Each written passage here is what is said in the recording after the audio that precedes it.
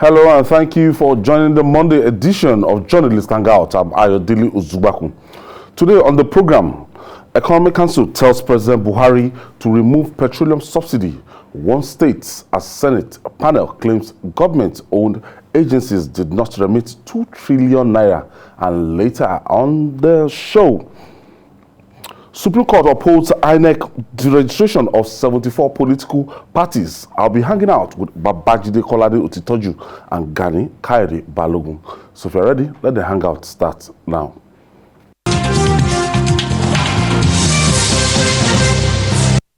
Thank you for staying with us.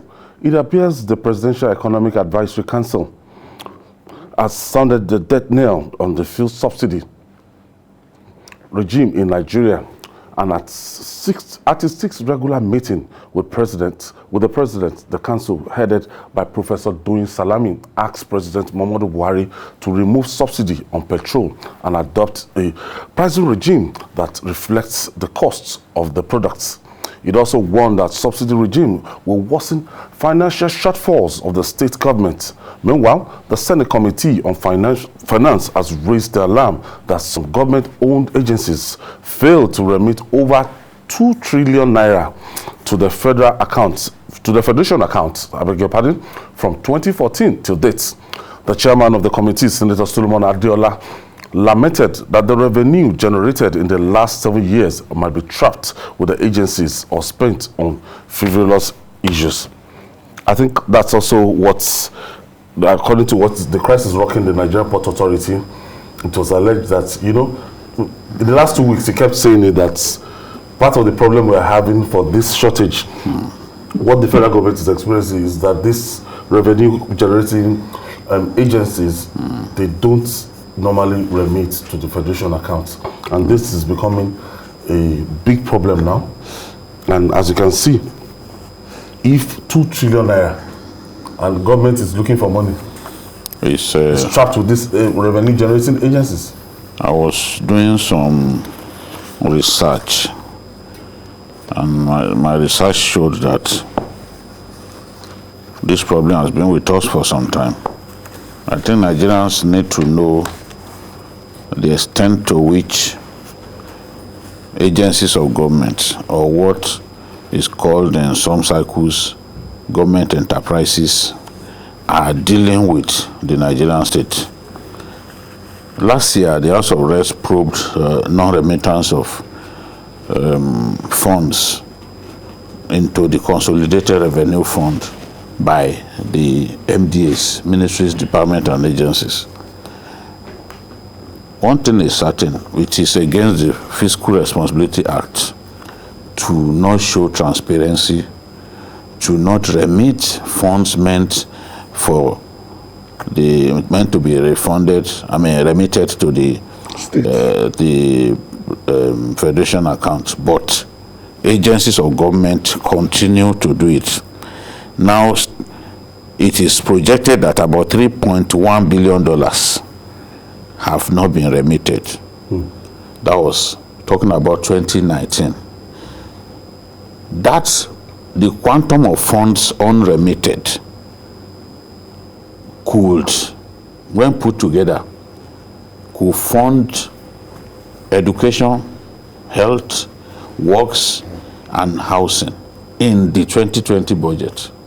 When you look at the totality of the budget, funds that those agencies refuse to remit, their operating surplus, just like MPA, for example, it is accused of not remitting its operating surplus. Now, in 2019, funds that those ministries, departments, and agencies refuse to remit is higher than the budget of the Ministry of Education, Education, Health, Works, and Housing in the budget. So you can imagine if we had all that money, because some of the funds that we can use to bail ourselves out are within the system, but we keep going out to borrow money here and there because government agencies are refusing to do what is right. In 2018, the DG, or the Budget Office,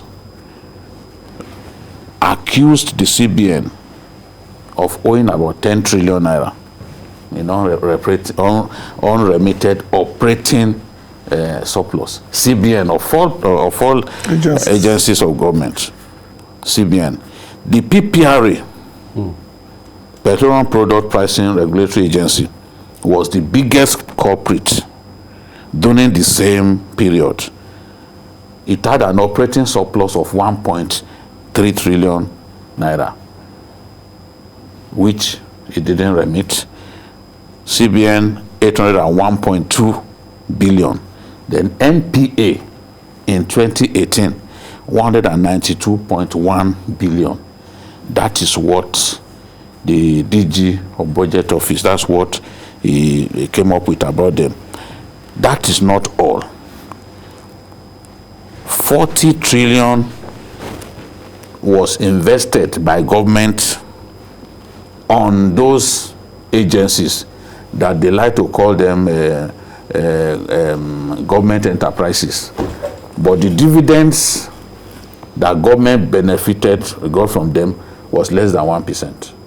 So you invest 40 billion because they come forward every year to come and ask National Assembly to clear their budgets and all that. And the rule is clear. 25% of your IGR you must remit. These guys are refusing to remit. At a point before the system was changed, they were mandated to collect withholding tax for themselves. They were now opening up bank accounts where they were putting this VAT withholding that they have collected. Like if I do business with you now, 35%. They will mandate me to pay. But instead of remitting, you open bank account somewhere and you are putting those monies there. Those monies refuse to go to the federation account. It's so terrible. DPR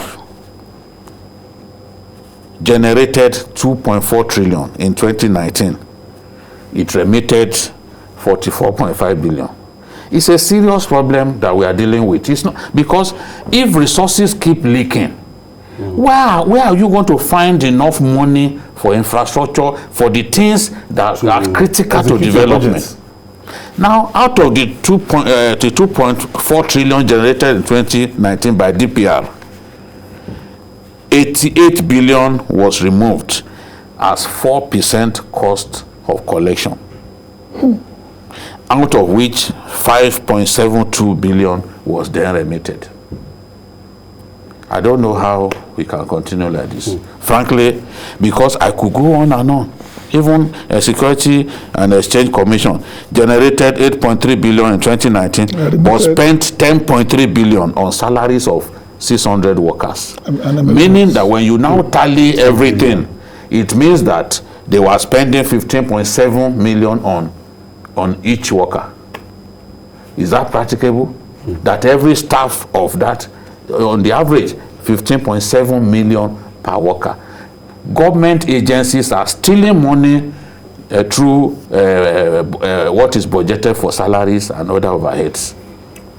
When this professor doing salami, when the panel was set up some time ago, and when I saw the star-studded list, you know, I thought these people, to a large extent, that look, after some time, that our economy cannot get to where it is today. I thought it can only get better.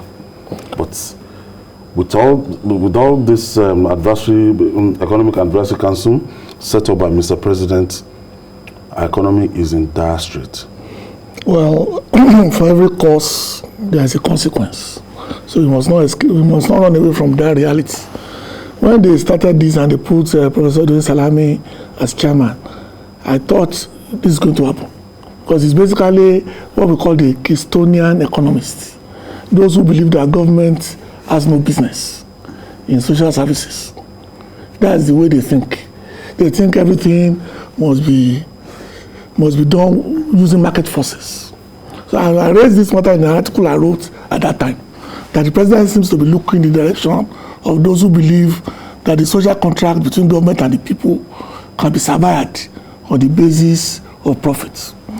This is, of course, this is what is happening now. What they are recommending today is what we thought would happen 6 years ago when President Buhari came in, because we thought that part of the manifesto of the party was to ensure that subsidy no longer work in our system. But you and I know that that's easier said than done. So what Dr. Salami is recommending now is government to totally hands off the subsidy level on the fuel and let market forces determine this. The danger in this advice is that we already have a very restive population. Poverty level is very high. Unemployment level is extremely high. Government is now caught between the rock and the hard place. Because on one hand, if there are no social cushions for problems, people will revolt. But government cannot keep on like this because government is practically broke. So Dr. Salami has done what he thought was best for the economy. It's now up to the president to determine on which route he wants to take. Either to follow the economist's point of view and remove totally any symptom of help when it comes to fuel subsidy, or to stay with the Nigerian people and the contract they have with them to provide them with succor. It will be very difficult for this government to remove subsidy, despite the fact that we all know that is the way to go. But with the recommendation of this economic council now, Economic Advisory Council, I see that it might not, President Muhammadu Buhari might not want to, to inflict that pain, because if subsidy is removed now, in reality, we can be buying a liter of fuel for 200 and something naira, or 300 and something naira. No, it depends. It depends on the landing cost and everything. Yes, it depends on the price in the international market. Once subsidy is removed, the petroleum will be appropriately priced based on how much is sold in the international market. Because the way it is now, when price goes up, when petroleum price, when crude oil price goes up in the international market, we are supposed to be happy as a nation, because it means that as a nation we will earn more. But what that does is that it increases the amount of money that NNPC now has to set aside as what's it called, as for subsidy payment. So while government will earn more, the people will suffer, because that is if subsidy gets removed. Government will earn more money every time price of crude oil goes up. It also, the price of refined petrol will also go up. Then Nigerians will pay more. That is the problem with that one. Because once the subsidy is gone, at this rate now, we are spending more than 100 billion every month subsidy. We are spending so much subsidy every month. But once we stop paying subsidy, it means that the ordinary man will be the one to bear the brunt of rising price of petrol in our country. So people who are already going through difficult times, people who can barely make ends meet, people facing the ill effects of galloping inflation, by the time the price of petroleum goes up, definitely it will have a kind of ripple effect on everything.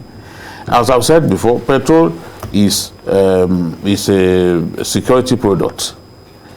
It can trigger riots if you increase the price of petrol, especially at a time when people are going through a lot. And I know that the government is reluctant to do it. They've increased petroleum prices a number of times. Even for that one, that people will not forgive this government. Who hates this government for the level of increment, unprecedented increment brought to petroleum pricing. So President Buhari knows that he has to take things easy. But there is no way out in the real sense. This is something that is ultimately inevitable, because if you listen to what Professor Doyin Salami has said, we are approaching the kind of situation we found ourselves when the president had to give bailouts to states, because literally all the states are broke. They can't pay minimum wage. They are in dire straits. I have Adeagbo on the line, calling us from Ogun State. Thank you for joining us, Adeagbo. Yeah, good day. I've been trying for some time now. I'm a lover of Hangout. Thanks. And I'm a social critic. I always like to contribute to your program and progress. This topic we are treating is very, very sensitive. And they have been, I'm sorry for using this language, they have been deceiving us on the subsidy regime. You remember about 20 years ago, we keep subsidizing and they keep increasing the cost of production. The bottom line is the cost of production was always increased.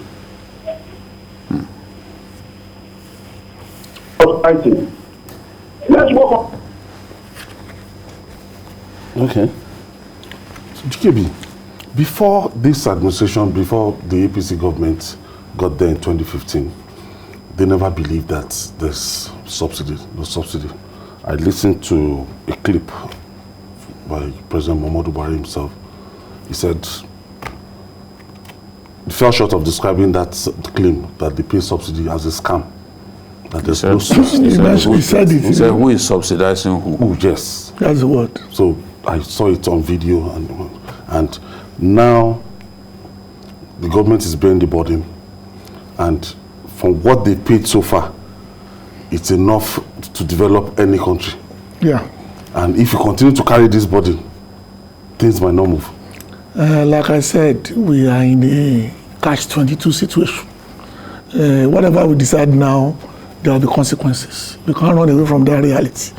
Don't forget that the original purpose for subsidy was to make sure there's a uniform price across the country. That's the beginning of subsidy. That the same price that you buy fuel in Lagos, the same price you buy it in Adamawa, or the same price you buy it in Sokoto. But that reality has ended a long time ago, especially during the Jonathan years, when it was obvious that some parts of this country were not buying at the 65% official pump price. And in some areas, they were paying up to 200 naira willingly per liter. So I think what we face now is the fact that the APC government came in at a point where they thought that the disparity between the amount of subsidy being paid by the Obasanjo administration and that being paid by the Jonathan administration was so wide that there must be fraud. So, and that's the key to making the point that they made, that Obasanjo was paying X amount to bring in fuel. The thing jumped up by 1,000% under Jonathan. So if you, as a layman, look at it in that wise, you say, okay, fine. But when they got into office, they realized the imports and the danger of removing the subsidy. Because they were calling it different names. But it's still subsidy that they were carrying out. But it's still, no matter what you want to call those. That's the former Minister of State. Yes, sir. And it's Kachuku. They are always very big creative. Operating loss. But right now, there is no way for Nigeria to go. We have to bite the bullets, one way or the other. I have Kennedy from Jalingo. Jalingo should be Taraba State's capital. Thank you for joining us, Kennedy. Hello. Hello, Kennedy. Good evening, GKB. Good evening, Babajide, and good evening, Ayos. It's been a while that I actually spoke with you guys. Let me just bury it up. Babajide's analysis on the topic today is just the plain and natural truth.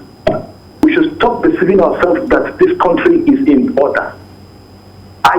Each and every person that lives in this country knows exactly what Babajide is talking about. We know, but it's only God that will just help us. You guys should just keep doing what is good, and you guys are doing it. Keep it up, and God bless you all. Thank you. Thank you for your commendation, Kennedy. So, this committee to advise the president, and when you want to look at the effects, when you want to look at our economic policy, when you want to look at how we are doing, I think because of the spate of insecurity across the country, that has hurt our economy a lot in terms of... They also mentioned it. Yes, and it has spiked up inflation. You mentioned it because even in the past when we suffered, when we slipped into recession, you know, I'm not talking about the last one. Agriculture was the sector that did not really go into recession. Agriculture and aviation have always done very well. But as you can see now, aviation is not doing well at this time because flight tickets are themselves a big trigger for inflation. And people can't go to their farms the way they want. In fact, security situation is being grossly underreported. When the apparently crazed social media fellow says, oh, you are promoting banditry by your reports, they fail to realize that we are not even talking about places like Kebbi. Now people from there are calling us to say, see, they are killing us every day. Why are you not talking about us being killed? We can't even report everything. That is a fact. So many attacks, either in Kaduna or Katsina, so many attacks are happening without people even getting to know. Farmers have abandoned their farms. People are going through a lot. And we must eat. That's a fact. So because people can access their farms the way they want, underreported. You now have food prices are going up astronomically. Out of reach, yeah. Yet, people don't like it when you talk about the fact that we are in a very serious security mess. If a minister can say that we are bleeding badly, you are now quarreling with a journalist whose duty is to report what he sees, then something is wrong with you, and you need spiritual intervention. If ministers are coming out to say this is how bad things are, so it should be Babajide who should not talk about it when the ministers themselves are confessing. Are you okay? This is now look at where we are. And it's so alarming. Look at where we are. Look at where we are. Subsidy payments, let me tell you, when you put together subsidy payments that have happened under this regime, it is higher than previous regimes. And I can explain why. Today, NNPC wants us to believe that our average daily consumption is in excess of 60 million liters. During the Jonathan years, it was around between 25 to 30 million liters. It has now gone to 60 million. That means what you pay to subsidize will also double. Compare it to during the Obasanjo years that it was not this high. Whatever anyone chooses to call it, I agree with Professor Doyin Salami and co. that look, there is no provision for subsidy payments in the budget. Anytime the NNPC takes it upon itself to pay subsidy, what it should remit to the Federation account is grossly reduced, because it is from crude oil sales that they have taken it upon themselves who approved without approval and against the letters of the Constitution to go and pay for subsidy. Nobody gave them the permission to do that. You are doing that because you didn't want people to think that you are still making subsidy payment. But now you are making subsidy payments, and the advisory panel is telling the president that this has to end because there is no money, states are broke. It will get to a point. Can the president even afford to give bailout to states now? No, you can't. Under this present arrangement. So even collected the last one. At a point now, last month. Yeah. at a point, we've got to agree with ourselves that look, certain drastic measures have to be taken. They would be difficult, but in my view, those steps are inevitable. If you put Salami on your panel, we know his pedigree, we know him. Look at that panel now. No, yes, you know, the people who are there, there is a level of expectations on our part, you know, from those who are there. Yes, yes. So if they cannot tell the president the truth, then they should go home. Honestly. They should go home. And I think in this case, they've spoken the truth. All right. We'll take this breather. When we come back, we'll talk more.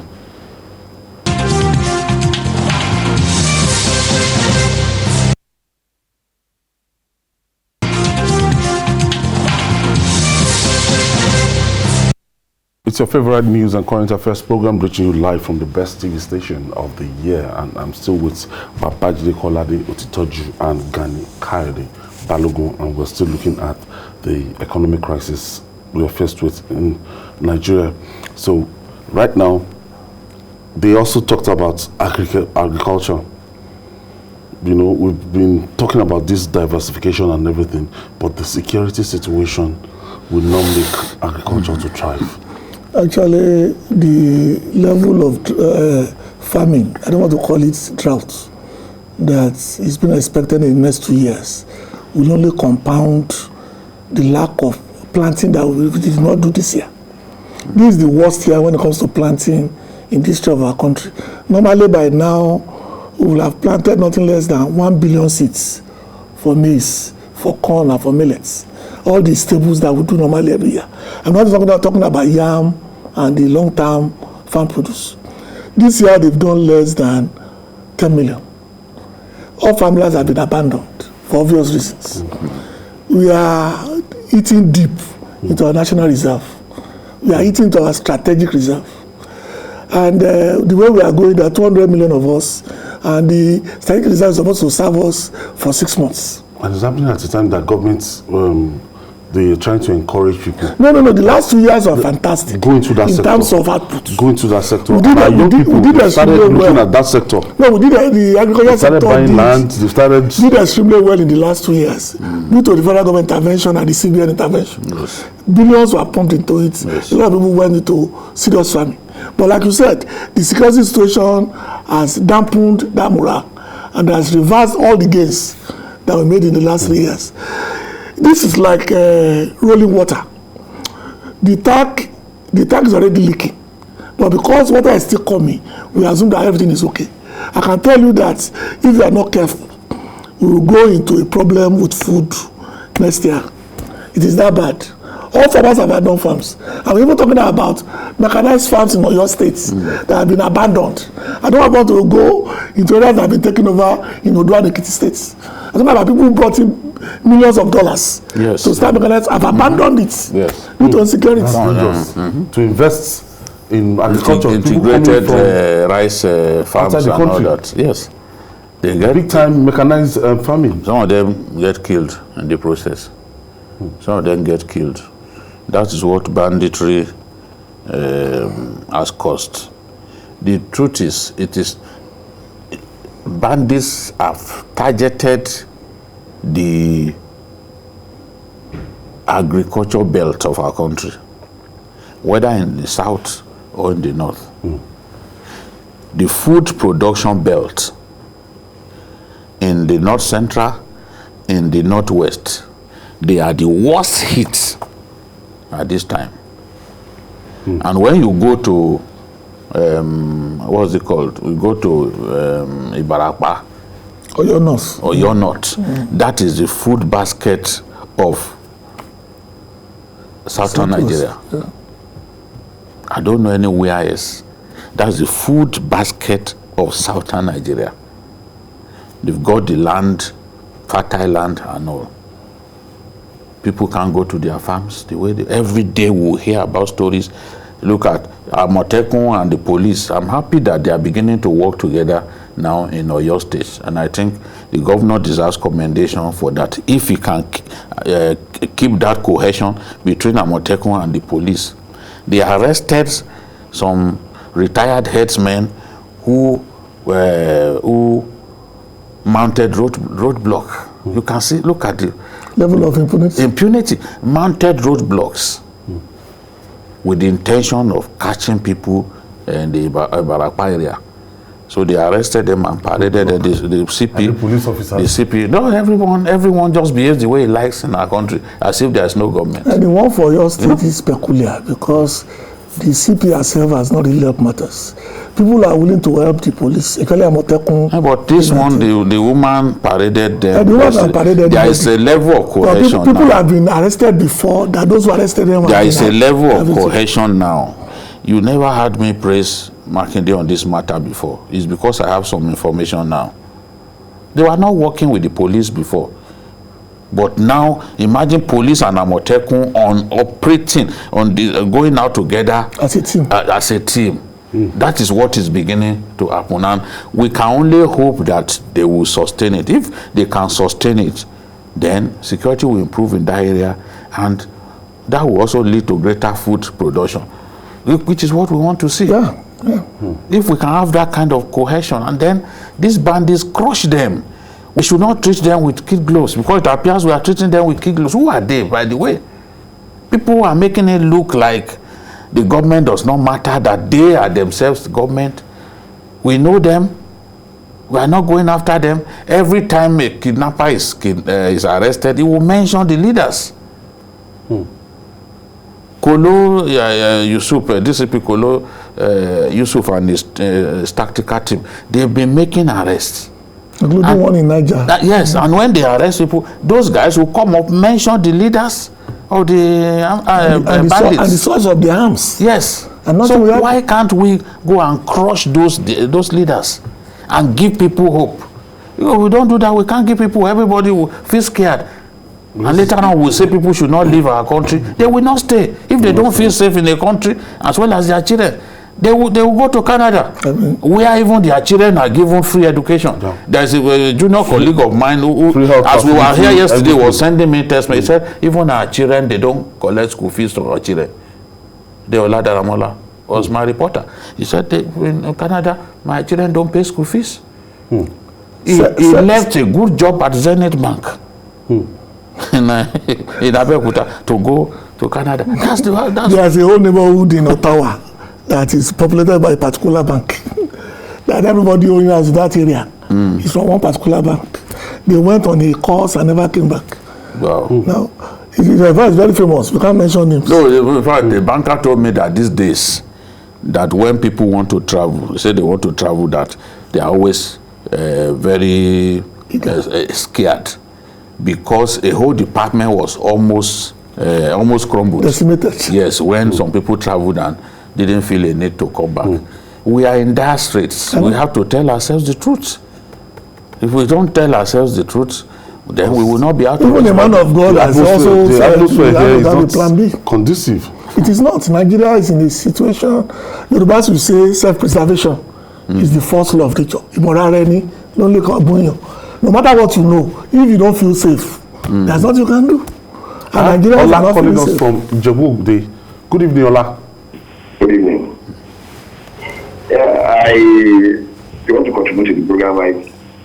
I want to assume the idea of crushing the bandits is a welcome one, but I still feel there is more to be done.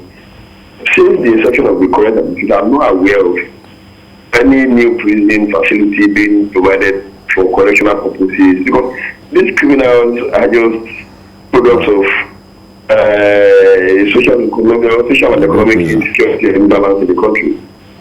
There are people who we know they are uneducated, they are poor or jobless, and cannot be expected to be productively creative or useful to the society if their right atmosphere does not exist for them to do so. So I feel there is more to arresting, killing bandits, because it's more like killing the messenger, not killing the message, because the message is literacy and poverty. If those two fundamental things are not addressed, will continue.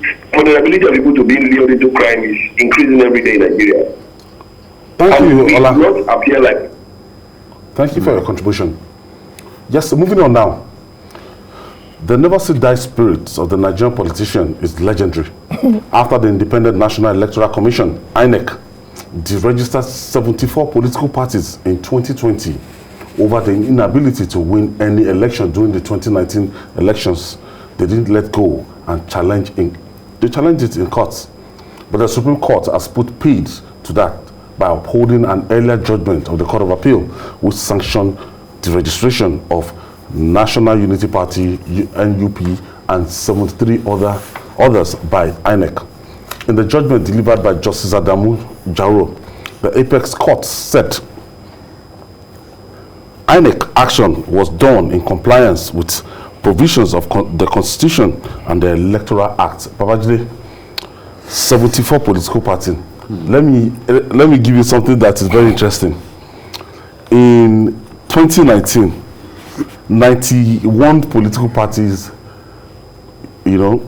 participated in that exercise. In the whole federation, 23,000 aspirants, candidates, partook in that election, and it became very difficult for INEC. And hence INEC had to make this move. And if you see the ballot box, the ballot paper that time, it was very difficult. As a booklet. So for those that they are not too experienced in voters' education, we have a party that came third, and that party is not popular. But because the party is sharing the same name with APV or PDP. No, it's located close to. It's on top of it. So sort of them. So many people, they benefited from mistakes of mistaken identity. voters. Who, instead of voting here, they put thumb-printed the next ballot. So that's what happened. The truth is, we have not come to the end of that problem. At all. We have not come to the end of that problem. The only thing I'm happy about is that INEC, is that the Supreme Court has affirmed INEC's power to deregister parties. That is the only victory that deserves some form of celebration. The way it is now, there will still be dozens upon dozens of political parties for the next election. Now, yes, you see, what needs to be done is for the National Assembly to amend the Constitution and come up with some stipulations that will naturally reduce the number of political parties. Right now, the conditions that must be met for you to be registered as a political party are too easy to be met. Too easy. Now, you ask me, how easy? The INEC would ask you for your constitution, the constitution of your group, political party. You pick a logo, you name your executive cabinet, you name them, and you have an office in Abuja. Once you meet these conditions, after 30 days, even if INEC fails to come and inspect your premises, you are automatically registered. So it's like free for all. So how is that not too easy? Listen again. You provide a constitution of your party. You pick a logo. You put the names of your officers, put your family members officers. You have an office in FCT. What these guys simply do is to go and hire an office in FCT. A shop. Maybe a room and parlor or something. Once INEC's inspectorate team officers have inspected the location, the building reverts back to the owner. So room and parlor political parties, we are still going as long as these stipulations remain. If you say the section 222, it remains a joke. The conditions that you need to meet to become a political party in Nigeria remains a joke. It has to be made more difficult, including that you must win maybe a local government election at least, or 10%. So then, in my view, most of the parties in our country, they don't even have register. They don't have register of members. He just recently that APC itself decided to say, okay, let us have re-registration. Most of them don't have register of members. When they were going to do primaries in Osun, remember the issue of a party register even came up. So, in my view, what qualifies you as a party is membership. Where is your register? Show us your register. They don't have. Show us your register. Let us see the register.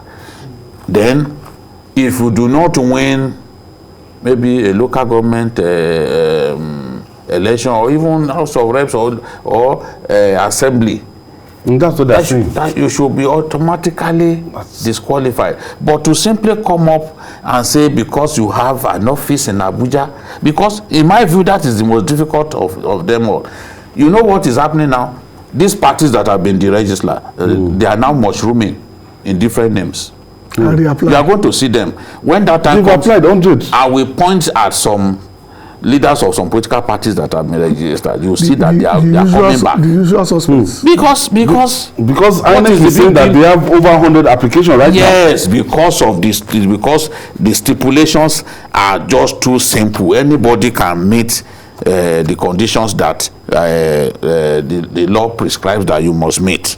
What is difficult in finding an office in Abuja? You didn't say they must find an office in at least 15 states. You have said Abuja, you said Abuja alone, that they must be in Abuja. So you just go and rent, get a friend to give up his facility for some time. You use it, yes. And then when they come, as soon as they finish visiting, you let them go. Once they go, you give the man back his room and parlor. But there was a time in this country that you have to do 2/3 of the federation. I think during the SDP and NRD, to register you, it was difficult. Ghani went to court. Yes, it was difficult. You must have offices in those stringent registration. NCP, Ghani's party went to court and he won. Because I know that in Kenya, for example, you must win 10% of the local votes for you to remain a party. And then if your party represents special interests, like women or the handicap, you are given special, even if you don't win anything, they will still give you a seat based on participation. I think they should even stop disqualifying them after election. We must find a way to make sure that before the election, we know who can contest. You get the point that I'm making? That we should not validate them based on their performance in an election. Before the election, we should be able to say, okay, these are the parties that have met the criteria. And that's why I'm talking about the issue of membership. That how many of them can say that across the country they can produce the register of their members. How many of them can do that? Even the big parties, they don't have that discipline. Because if you want to look at the seats, when I read the requirements, even House of Assembly seats, local government seats, that you must win at least 25%. At least you must have a seat down from the Senate to the House of Representatives to the governorship to State House of Assembly and even your local government election. How will the party be existing? What's the basis of your existence? One, you can't even win one councillorship. Just a singular councillorship. Just one to justify your existence. Just to negotiate And you see, these make people, money. 2 days to the election, you will see them, they'll say come they together, are, they say, yes, we have decided have to stepped back down this for person, so- this, yes. this person. We're endorsing this Yes, person. we endorse this person. We know what happened in those. No, we know the And results It's of all for money. Yes, they say their own association, Conference of Nigerian Political Parties, 7 parties will come together and they say We're they are getting endorsing the this person, and we are endorsing this person. So it's on the eve of elections that they materialize. We don't see them. Right now, they are not active. You don't even know them. But as elections are coming. Remember the man from Ibadan is dead now. He only Okay. comes up during the election. Yes, I remember that primates. man. I have Prince from Lagos on the line. Hello? Good evening, Prince. Good evening, son. All right, go ahead. Mr. Jibe, thank you very much for your analysis. Thanks. Point of correction, the INEC is actually strict. You must have offices in at least 24 states, including Abuja, making 25. For these political parties, What we have to realize is that INEC is coming new political leaders to raise money. Because to register a political party, you must cost out 1.2 million. So if you register another party, you make 1.2 million times 100. Then you deregister, and more people will come in. So that is it. Thank you. all right. I'm not sure that is the requirements. No, as in 24 states. No. That all these mushroom parties. I don't know where we I have got that. presidents in 24 states. I can mention some political parties that I know. That's not It's what we Abuja get. that, of course, I spoke with INEC staff before I came here. It's Abuja that they. Why would they get that said, 24 states? But I know some parties now. You just see one shop. That's the national headquarters. If we have to go back to the Humphrey Nwosu era. And during the Humphrey Nwosu era, it's membership of parties, membership that was used to determine parties that were qualified for registration. And I'm telling you that if we come to that, a lot of them can't produce the register of their members. Because they can't. actually don't have They members. don't exist. They don't have members. And you discover that some political parties that they're like Plan B for some politicians. Yes. If you don't get the ticket in APC You or go to PDP, PRP. you just go to one political party, and then that PRP was able to win some seats, so even also rep seats. Yes. Well, Senator Fine, but you won with YPP. No, there was even one man in motion. A man in motion that was winning regularly under the Yes, of another party. Yes, Regularly. It's Kakware. Yeah. Kakware. Regularly. Yes. They finally clobbered him. Yes. But in that year, for House of Rep emotion, he won. If you are sure of yourself. Yeah, because if you have grassroots support. Okay, that's Makinde Oshaprapra.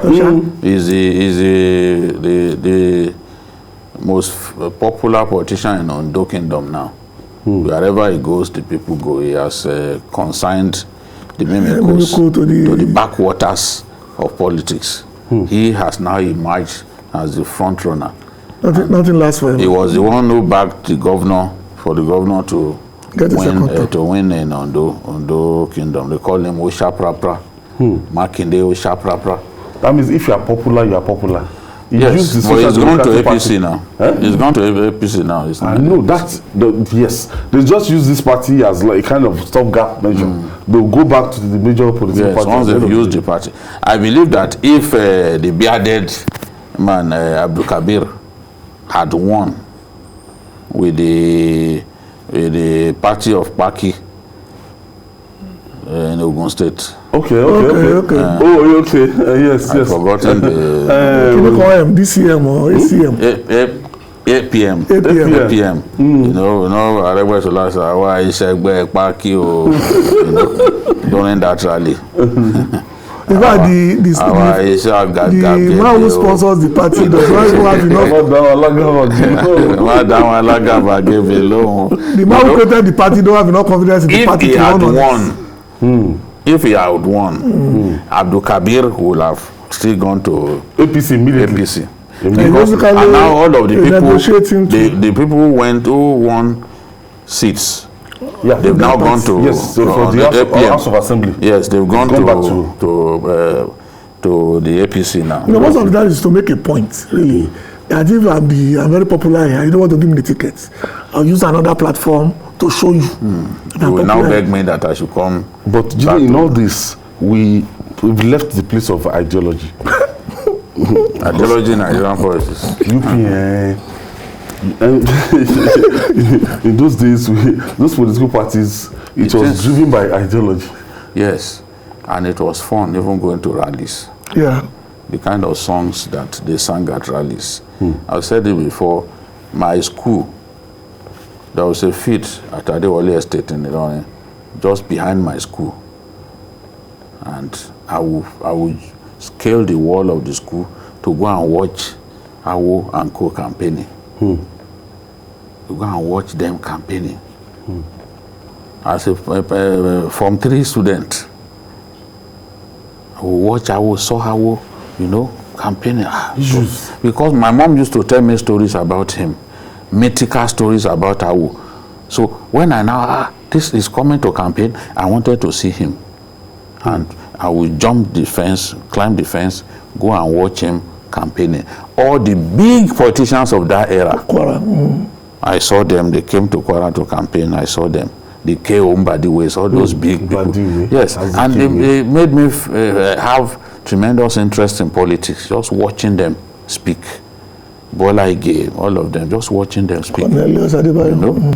So, and it was fun. The songs that they sing, yes, the songs that they sing. Some of them could be songs that you call Aoni or Te another, but it was fun all the same. These days, you hardly hear people sing songs on campaign grounds that will move you, except Rauf Aregbesola when Rauf is on the campaign ground. It's always campaigning. Yes, he's a man of song, so he likes singing. So, oh yeah, Yogba Lere, Kafi Gba PDP Sigbo, Lai Kan Ma Se Gberimo, Kan Le Gba Power Loga Won. That's Rauf's song. You sing it at a rally and all that. So we need so energetic when it comes. Yes, to he can't beat him. He's not got so much flesh on his body, can move around freely. So Rauf makes you enjoy the kind of songs that he sings at rallies. Reminded me of the Awolowo time when as a little boy I would watch them singing songs. You know. So the truth is, we need to go back to that time.